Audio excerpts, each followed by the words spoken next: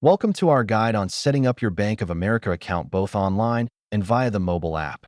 Let's explore all your options. To begin, you'll need some important documents: a valid ID, proof of address, and your social security number. Let's start the online registration process.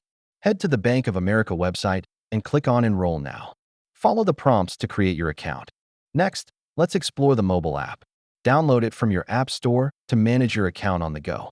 To register through the app, open it, click Create an account, and follow the user-friendly prompts. Identity verification is key. Expect to provide additional info and receive confirmation via email or SMS.